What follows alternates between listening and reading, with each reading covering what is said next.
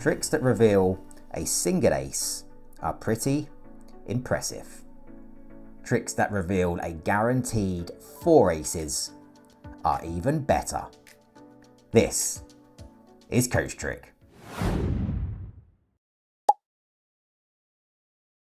Welcome to another amazing tutorial. With a little help from the 4 aces, you're about to do the impossible. And best of all, this trick is entirely self-working, contains no difficult moves, and is suitable for magicians of all skill levels. Remember, every trick you learn builds confidence and creativity that can transform your wider everyday life. So prepare to amaze. Grab a deck and let's go. Okay, so as ever, let's kickstart by taking a look at the effect itself. Now this is going to be a demonstration of teamwork with 1 or 2 spectators. And you can just start by taking the deck and giving it a shuffle, just like so. And you can also give the deck a few cuts to the table. Now this is just setting the scene for when you're going to ask the spectator to give the deck a few cuts themselves in just a moment. So with that done, ask the spectator to take the deck and just to cut the deck into 3 piles, trying to cut the piles as equally as possible. But it really is a free choice. They can cut the deck whatever they like. So let's say they make 1 cut just there and another cut, let's see, just here. With that done, you can explain to the spectator that we don't need all of the cards for this trick, and this is just going to help with the focus a little bit. So now just ask the spectator to point to one of the piles, and it really is a free choice. Let's say they point to this pile over here, say that's great, and explain that we're also going to use one of the other piles along with that pile. So ask them to point to one of the other 2 piles as well, and again, it's a totally free choice. Let's say they point to this pile just here. Explain that we'll use that one also, and you can just place the other pile over here to the side. Now remember earlier on we said we want the piles to be as equal as possible. So just take a look at the piles now and just see whether they are about equal. And if so, you can just move a couple of cards to try to even things up. Let's see, I think that's looking a bit better. Maybe just 1 more card there. Let's have a look. I think that's just right. So at this point you can emphasize that we now have 2 randomly cut and selected piles.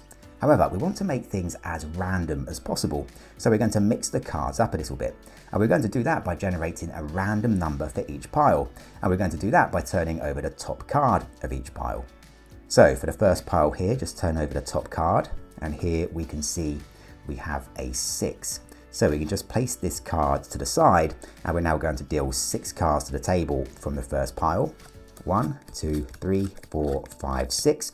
And then place the rest of the pile on top, just like so. We're now going to mix up the second pile in the same way. So once again, just take the top card, turn it over. Here we can see we have a 7 this time. So we'll just place this card to the side, and now we'll deal 7 cards from the second pile to the table. 1, 2, 3, 4, 5, 6, 7. And just placing the rest of the pile on top, like so. So things really are now starting to get mixed. But now we want to divide things up a little bit. So we're going to deal each pile into 2 separate piles. Now 1 spectator can do this for both piles, or you can ask 2 spectators to take a pile each. Either way, a spectator will take the first pile here and just deal it into 2 separate piles like so. And they're just going to continue this dealing for all of the cards. With that done, a spectator will now take the second pile and just do exactly the same, dealing it into 2 separate piles to the table. And once again, just continuing this for all of the cards. With that done, you can now just tidy up the piles and quickly recap what's happened. The spectator has cut and selected random piles of cards from the deck, and those piles have now been mixed using randomly generated numbers. There is absolutely no way that you could have known how the spectator would cut or select the piles, or how those piles would then be mixed. It is totally random.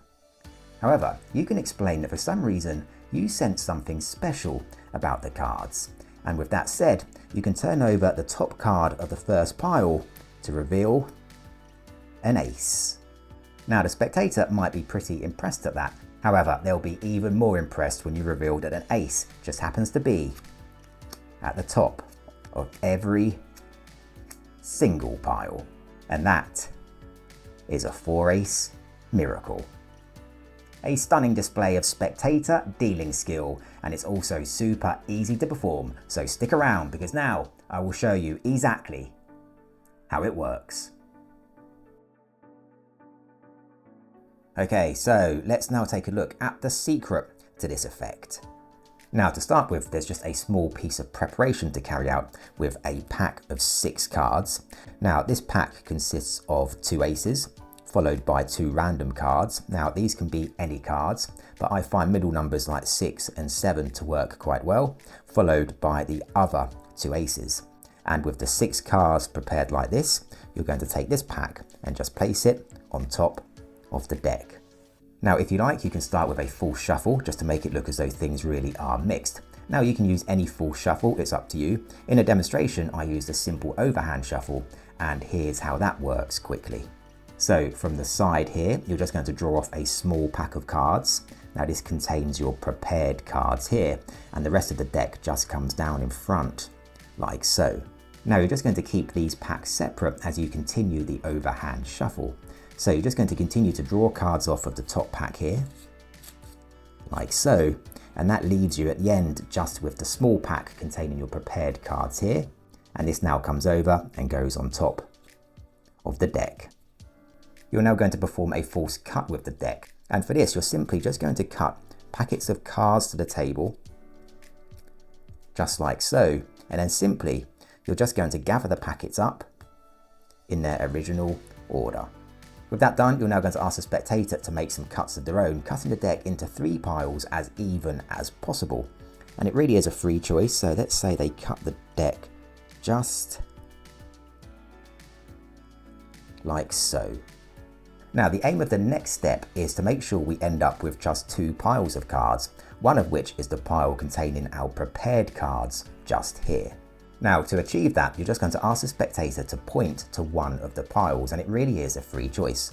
Now if they point to one of the unprepared piles here, let's say they point to this pile, you'll say great, we'll just remove that pile and we'll use the 2 remaining piles just here. Now if they point to the prepared pile here, say great, and we just need one more pile along with that, so ask them to point to one of the others, and whichever one they point to you'll keep as well, and you'll just remove the other pile like so. You're now going to redistribute some cards from the prepared pile here onto the unprepared pile, and in saying you're just trying to make the piles as even as possible, you're going to take 3 cards from the prepared pile and just place them on the unprepared pile like so. So as it stands now, each pile should have a random card followed by the 2 aces on top. You're now going to take the top card from one of the piles. So here we have the 6. You're going to place this card aside and just deal that many cards from this pile to the table. 1, 2, 3, 4, 5, 6, and then place the rest of the pack on top like so. And now you'll simply repeat exactly the same with the other pile just here.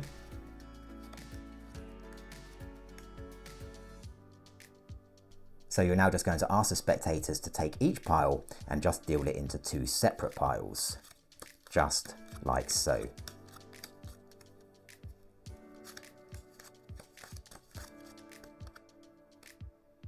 And all that's left to do now is to reveal the final result, which somehow just happens to be an ace at the top of every single pile.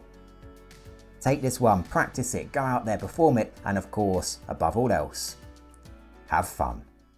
And there you have it. Remember, magic isn't just about performing illusions, it's about developing the mindset to achieve the impossible. So keep practicing and get ready to smash your goals, both with magic and beyond.